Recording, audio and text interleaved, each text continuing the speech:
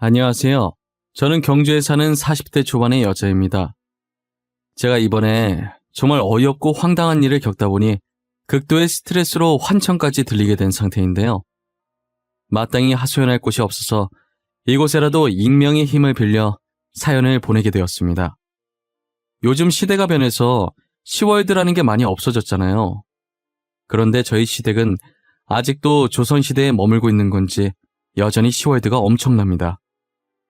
저는 시댁에서 뭐라고 하든 한 귀로 듣고 흘리면서 남편 하나만 보고 살면 괜찮을 줄 알았어요. 하지만 제게 닥친 현실이 상상과는 너무도 다르더라고요. 저는 요즘 흔히들 말하는 금수저라고 할 만큼의 부유한 집안은 아니었지만 나름 어렸을 때부터 제가 하고 싶은 것들이 있으면 부모님께서 다 해주실 정도의 부유한 집안이었어요. 하지만 제 남편은 가족들이 전세의 조그만 집에 살고 있는 조금 가난한 편에 속하는 집안이었어요. 이렇듯 저희 집안의 빈부격차가 크다 보니 결혼도 순탄치만은 않았죠. 시댁에선 당연히 저를 허락하셨는데 친정에서 딸의 고생길이 보인다며 허락하지 않으셨죠. 그래도 둘 다 나름 이름 있는 기업에 취직하면서 벌이가 비슷하니 부모님에게 손 안 벌리고 살 수 있을 정도라 제가 계속 밀어붙여서 결혼을 허락받게 되었어요. 신혼집도 저희가 알아서 하려고 했는데 부모님께서 축하 선물로 주시고 싶다고 난리셔서 어쩔 수 없이 친정 부모님께 50평짜리 아파트를 받게 되었어요.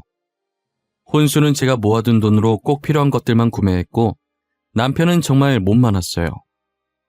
그리고 저희는 모두의 축복을 받으면서 결혼식을 올렸습니다. 결혼을 하고 처음 시댁으로 갔는데 시어머니는 계속 기분 나쁜 말만 하시더라고요.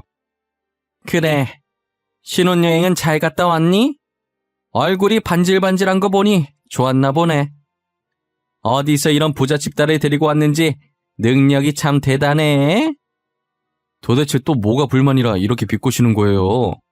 그냥 대놓고 말씀을 하세요. 사람 면전에 대고 무안 주지 마시고요. 너네는 여행 갔다 와서 빈손으로 왔니? 선물 없어? 보통 선물을 사들고 오는 게 예의 아닌가? 그런 건 안 가르쳐줬나 봐. 죄송해요, 어머님. 저희도 여행 도중에 돈을 잃어버리는 바람에 경황이 없어서 사지 못했어요. 다음에 또 여행 가면 그땐 꼭 어머님이랑 아가씨 선물까지 사올게요. 도대체가 얼마나 덤벙거리며 돈을 잃어버려. 여자가 꼼꼼해야 집안 살림도 잘하지. 그렇게 덤벙거려서 되겠어? 그래서 뭐 하나 제대로 하는 게 있겠냔 말이야. 이 사람이 잃어버린 게 아니라 제가 잃어버렸어요. 그러니까 사람 좀 그만 잡으세요. 결혼한 지 얼마나 됐다고 벌써 시어머니 행색을 하시는 거예요. 언제 결혼했든 결혼했으면 내가 시어머니니까 시어머니 행세하는 거지. 야, 너네 이제 집에 가. 더 있다간 나만 열받을 것 같으니까. 시어머니는 뭐가 그렇게 불만인지 저희만 보면 잡아먹을 듯이 달려들었어요. 저는 어차피 분가에서 사니까 볼 일이 별로 없어서 한 귀로 듣고 한 귀로 흘렸죠. 명절마다 시댁에 가면 시어머니는 어떻게 하면 나를 괴롭힐 수 있을지 연구를 하는 것 같아요. 제게 비꼬는 실력이 나날이 늘어가더라고요. 그만큼 저도 흘려듣는 기술이 날로 늘어갔죠. 시어머니께서 잔소리하실 때마다 아예 딴 생각을 하고 듣지도 않고 있어요. 제가 보통 내기가 아니라는 걸 아셨는지 제 풀에 죽어 잔소리가 많이 줄었더라고요. 자신이 무슨 말을 해도 제가 무시할 걸 아니까 음식하고 있는 제 옆에 와서 한번 둘러보고는 한숨만 쉬고 나가십니다. 그런데 무슨 바람이 불었는지 시어머니께서 저를 살갑게 대하시는 거예요. 저는 한순간에 다른 사람으로 바뀐 시어머니께 의구심이 들기 시작했어요. 역시 시어머니 머릿속에는 다른 꿍꿍이가 있었더라고요. 저희 집안이 부유한 집안인 걸 아니까 그걸 이용하려고 제게 살갑게 구셨어요. 그래 아가. 요즘 잘 지내고 있니? 별일은 없고? 어떻게 지내나 궁금해서 연락했어. 별일은 없는데 어머니께서 어쩐 일로 전화를 다 주셨어요? 저한테 전화하신 적 잘 없으시잖아요. 그냥 해봤어. 아가, 혹시 너 가진 돈 좀 있니? 너 모아둔 돈이 좀 있는 걸로 아는데 말이야. 돈이요? 돈이야 뭐 월급 받으면 항상 모으고 있긴 한데 왜요? 어머님이 갑자기 왜 제 돈 얘기를 하세요? 아니, 그게 네 신우 이번에 결혼한다고 했잖아. 혹시 며느리 네가 우리 딸 결혼자금 좀 보태줄 수 있나 해서. 제가 아가씨 결혼자금을 왜 보태요? 제가 결혼하는 것도 아닌데. 아가씨는 모아둔 돈도 없이 결혼하려고 하는 거예요? 저는 아가씨 결혼자금 보탤 돈 없어요. 가족끼리 돕고 살아야지. 그렇게 매정하게 굴지 말고 좀 도와줘. 정 돈이 없으면 너네 부모님한테라도 부탁해서 돈 좀 구해보면 안 되겠니? 죄송한데 제가 결혼하면서 부모님께 손 안 벌리기로 했어요. 다른 분들한테 빌리셔야겠네요. 야, 너는 시애미가 고개 숙이고 들어가면 고민하는 척이라도 하면 덧나냐? 지금 너 잘 산다고 사람을 이렇게 무시해도 돼? 어? 시어머니께서 어쩐 일로 사근사근 하나 했더니 저보고 신우 결혼자금을 좀 보태달라고 하더라고요. 아무리 부탁해봐도 제가 단칼에 거절하자 본성을 드러내시더라고요. 그 뒤로도 몇 번이나 결혼자금 보태달라고 연락 왔었는데 그럴 때마다 제가 거절을 하니 드디어 포기하셨는지 한동안 연락이 안 오더라고요. 그리고 얼마 뒤 주말 아침부터 누군가 저희 집 배를 누르더라고요. 사람이 나올 때까지 누를 작정인 것 같길래 시끄러워서 잠도 덜 깬 채 부랴부랴 문을 열었어요. 저희 집 배를 누른 사람의 정체는 바로 저희 시어머니였는데요. 근처에 아는 사람 만났다가 지나가는 길에 한번 들렀다. 들어가도 되지? 목이 좀 마른데 차 한 잔만 줄래? 들어오라고 말도 안 했는데 그렇게 막무가내로 들어오시면 어떡해요. 아침부터 싸울 일 없으니까 차만 드시고 얼른 가세요. 너 나 싫어하는 티 너무 내는 거 아니니? 아무리 싫어도 내가 네 시애미인데 말이야. 그런데 너네 집이 이렇게 컸었니? 50평이 생각보다 넓네. 시어머니께서는 마음대로 집안에 들어오셔서 제 집 마냥 돌아다니시더라고요. 그리고 저희 집을 너무 꼼꼼히 살피시는데 도대체 왜 저러나 했어요. 여기 정확한 평수가 얼마라고? 50평보다는 더 클 것 같은데. 어머, 화장실도 크고 이쁘네. 정확히는 53평이요. 그런데 저희 집 평수는 알아서 뭐 하게요? 집 사시게요? 50평은 좀 비쌀 텐데. 너네 신우 결혼하잖니? 그래서 지금부터 집 좀 알아보려고. 여기는 시세가 얼마야? 둘이 살기엔 딱 좋네. 여기 어머님이 생각하시는 것보다 많이 비싸요. 근데 결혼 자금도 없다고 하지 않았어요? 집 살 돈은 있으신가 봐요. 여기 수압이 어때? 물 내려보니까 이 정도는 센 것 같기도 한데 층간소음은 없고 방음은 잘 되려나?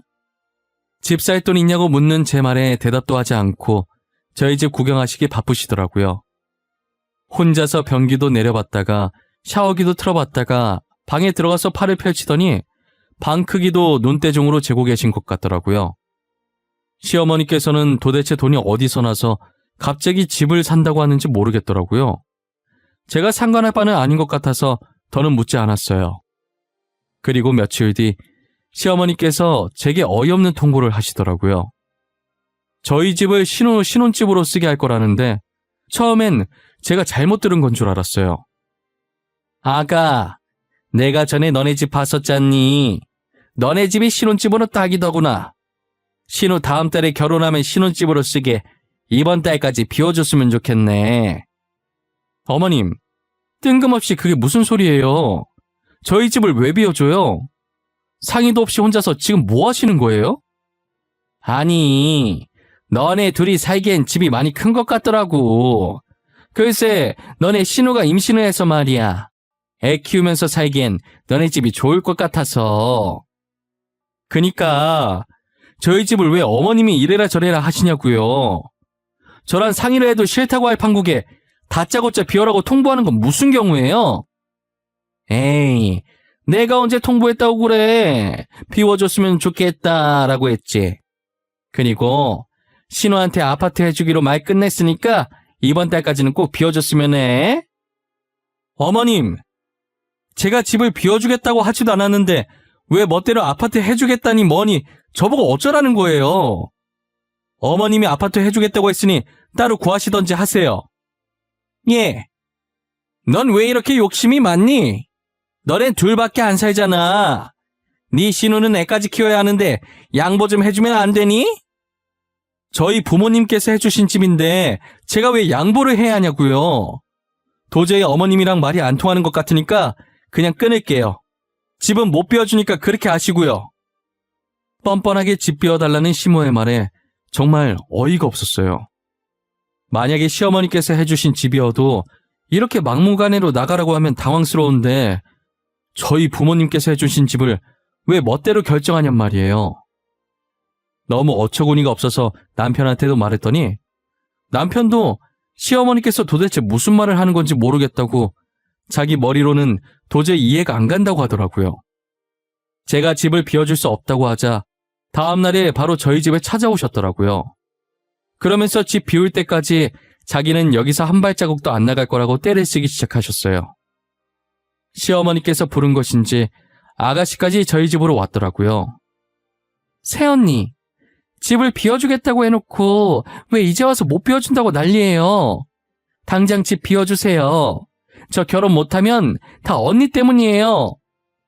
아가씨, 제가 언제 집 비워주겠다고 했어요? 전 집 비워주겠다고 한 적도 없고요. 어머님께서 막무가내로 통보하시길래 거절한 것뿐이에요. 그럼 우리 엄마가 저한테 거짓말을 했다는 거예요? 왜 우리 사이 이간질하세요? 빨리 집 비워줘요. 저도 집 비워줄 때까지 안 나갈 거예요. 애도 여기서 낳을 거예요. 아니, 남의 집에 와서 집 내놓으라고 행패 부리는 건 무슨 경우예요? 여기 저희 부모님이 사준 제 집이에요. 어머님이랑 아가씨가 이래라 저래라 할 자격 없어요. 늙은 CM이랑 홀몸도 아닌 애가 이렇게까지 하는데 눈 하나 깜빡 안 하는 독한 기집애. 너네 집 잘 사니까 집 하나 더 해달라고 하면 될 거 아니야. 시어머니와 신우가 거실 한가운데에 드러누워서 행패를 부리는데 정말 가관이었어요. 언제까지 하나 소파에 앉아서 가만히 지켜보았습니다. 친구랑 약속이 있어서 잠시 나갔다가 들어온 남편은 그 광경을 보고 기겁하면서 놀라더라고요. 이게 뭐야? 다들 남의 집에서 뭐하는 짓이에요? 왜 여기서 난리를 피우세요? 당장 저희 집에서 나가세요. 지금 당장요. 우리가 왜 나가? 한 입으로 두말한 사람이 누군데 우리가 나가냐고. 집을 준다고 했으면 줘야지. 왜 말을 바꾸냐고. 아니 아가씨, 제가 언제 집을 준다고 했냐고요. 왜 계속 제가 하지도 않은 말을 했다고 우기세요? 우리는 절대 못 나간다. 너네가 집 비워줄 때까지 여기서 꿈쩍도 안 할 거야. 나가려면 너네가 나가. 여기 우리 딸 집이야. 이러는 거 창피하지도 않으세요? 그간 같이 살아왔던 정으로 봐주는 것도 여기까지예요. 원래도 친자식 아니잖아요. 저 이제 어머니 대접 안 해드릴 겁니다. 그러니까 제발 적당히 좀 하세요. 잠시만, 당신 방금 뭐라 그랬어?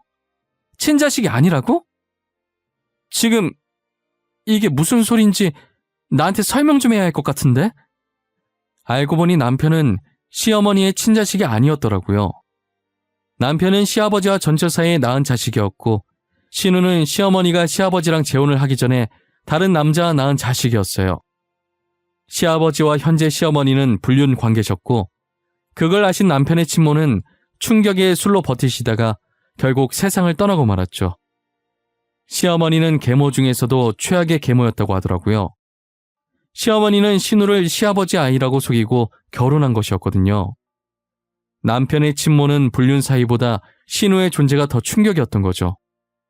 결국 시어머니의 거짓말로 인해 남편의 친모가 돌아가신 거나 마찬가지였어요. 시아버지도 신우가 크면서 자신과 닮은 구석이 없고 혈액형도 다르길래 몰래 유전자 검사를 해서 친자식이 아니라는 사실을 알았어요. 그리고 전처처럼 술로 하루하루를 보내다가 세상을 떠난 것이고요. 한마디로 시어머니 때문에 남편의 가정이 파탄이 난 것입니다. 하지만 시어머니와 살아온 세월이 있어서 계속 어머니 대접을 해줬다고 하더라고요. 제가 지금까지 저희 가정 파탄낸 사람을 어머니라고 모시고 살아줬으면 감사하다고 해도 모자랄 망정 지금 이게 무슨 짓이에요? 내가 언제 너한테 어머니 대접해달라고 부탁했니? 난 어머니 대접해달라고 한 적도 없는데 왜 혼자 생색이야? 어머님, 아니다. 이제 어머님 아니구나. 저기요, 아주머니. 더 이상 우리 그의 어머니 아니시면 이제 나가주시겠어요? 어머, 얘 말하는 싸가지 봐. 당장 이 집 안 내놔? 우리 딸 결혼 못하면 네가 책임질 거야? 책임질 거냐고? 제가 책임을 왜 져요? 그리고 이때까지 가족이라서 봐줬던 건데 이젠 가족 아니니까 계속 이러시면 경찰에 신고할 거예요. 경찰한테 끌려 나가실래요? 아니면 그냥 나가실래요? 경찰이라는 말에 움찔하더니 시어머니와 신우가 천천히 일어나더라고요. 일어나서 저를 째려보고 있길래 휴대폰을 들어 112 누르는 신용을 하니까 나가려고 했다면서 가방을 챙겨 들고 후다닥 나가더라고요. 남편은 시어머니와 신우가 나간 것을 확인하고 다리에 힘이 풀렸는지 주저앉더라고요. 여보, 괜찮아? 왜 얘기 안 했어? 그동안 혼자서 얼마나 힘들었어 정말. 그런 일 있었으면 나한테 얘기를 했어야지. 도대체 왜 혼자 짊어지고 있는 건데? 이런 가정에서 자란 걸 알면 당신이 싫어할까봐 말을 못했어. 사실을 알면 버림받게 될까봐 무서웠어. 내가 당신을 왜 싫어해? 당신이 잘못한 것도 아니잖아. 힘든 일 있으면 같이 나누는 게 부부 아니야? 미안해. 내가 생각이 짧았어. 난 내 선에서 해결할 수 있을 줄 알았어. 그런데 저렇게까지 막무가내일 줄은 상상도 못했어. 당신이랑 피 한 방울 안 섞였다는 게 오히려 다행이야. 이때까지 시어머니라서 참아줬었거든? 다음에 또 집 내놓으라고 하면서 난리치면 바로 경찰에 신고해버릴 거야. 다시는 저 두 사람이랑 엮이고 싶지 않아. 길에서 우연이라도 마주치고 싶지 않아. 그런 사람을 어머니로 모셨다는 게 우리 엄마한테 너무 미안해. 어머님은 다 이해해 주실 거야. 그러니까 너무 당신 탓으로 돌리지 마. 이렇게 된 게 당신 잘못이 아니잖아. 저는 연애할 때도 본 적 없던 남편이 우는 모습을 그날 처음 봤어요. 얼마나 힘들었을지 가늠이 안 돼서 저도 눈물이 나기 시작하더라고요. 당시 남편도 엄청 어렸을 텐데 어려서부터 벌써 철이 들어버려서 지금까지 혼자 짊어지고 살았던 남편이 너무 가여웠어요. 시어머니께서는 그동안 왜 남편에게 쌀쌀 맞았었는지 이제야 알 것 같았죠. 제가 결혼하고 처음 인사드리러 갔을 때도 명절마다 시댁에 방문했을 때도 단 한 번도 남편을 살갑게 반겨주지 않았었거든요. 그런 사람이 신우가 오면 버선발로 두 팔 벌리면서 나가셨었어요. 이게 다 이유가 있었던 차별이었어요. 그럼 그동안 친아들도 아닌 자식의 집에 찾아와서 집 내놓으라고 난리친 거였잖아요. 정말 생각하면 할수록 그 두 사람의 머릿속엔 뭐가 들었는지 궁금했어요. 어떻게 뻔뻔하게 그런 짓을 할 생각을 했는지 진짜 정상인의 머리에선 나올 수 없는 발상이죠. 지금도 그날 일을 떠올리면 머리부터 발끝까지 소름이 끼칩니다. 결혼할 거라고 난리치던 신우는 결국 그 남자와 파혼을 했다더라고요. 결혼 상대가 사업하는 사람이었는데 이제 막 뜨기 시작한 기업이라고 하더라고요. 그 엄마의 그 딸이라고 임신했다고 거짓말치고 그 남자를 잡으려고 한 거였어요. 그런데 멍청하게 감기 걸렸다고 남자 앞에서 약을 먹는 바람에 거짓말한 게 들켰죠. 집도 못 구해 거짓말도 들켜 남자가 화가 나서 파혼하자고 했다더라고요. 최근에 시어머니와 신우가 남편 회사까지 찾아와서 울면서 빌더래요. 전세로 살던 집도 집주인이 갑자기 월세로 돌려버리는 바람에 당장 월세 낼 돈이 없어서 쫓겨날 판국이라면서요. 남편은 못 본 척하고 나가려니까 못 가게 다리를 붙잡더래요.